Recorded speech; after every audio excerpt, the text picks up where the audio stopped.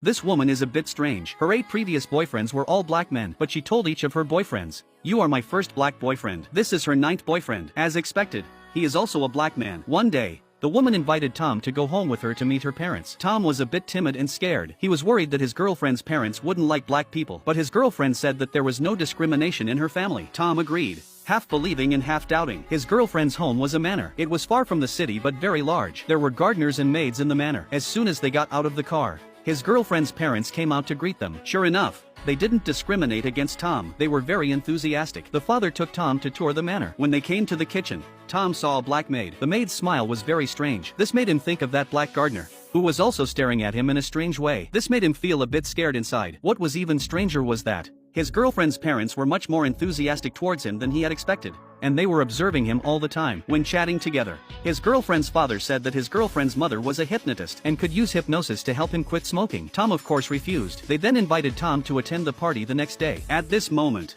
the maid who was pouring water seemed to have thought of something. His girlfriend's mother quickly sent the maid away.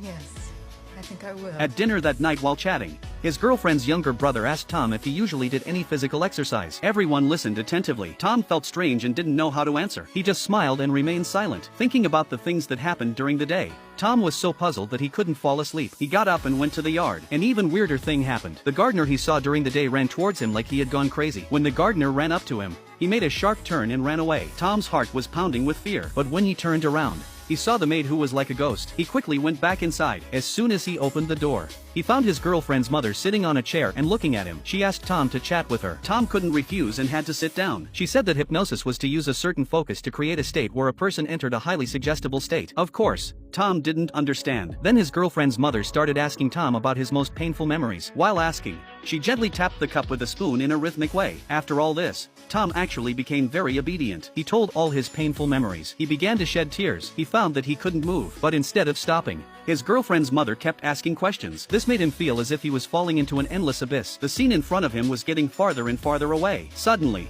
Tom sat up. It turned out to be a dream. When it was dawn, Tom met the gardener in the yard. He went up to greet him, but the gardener apologized to him. He said that he had been jogging at night and hoped he hadn't scared him. What did that mean? Wasn't that a dream? Before he could think more, the people coming to the party arrived one after another. All the people at this party were white. Tom was the only black person. Everyone was very enthusiastic towards him. But what was strange was that all the people chatting with him had one thing in common. They were all old men. They were all sizing up his body. It was as if everyone was observing him. Then Tom noticed a black person in the crowd. He went up to greet him. But although the person looked like a young black man on the outside, his movements were very slow, and he spoke with a white person's accent. At this time, the black man's wife came over. His wife looked more like his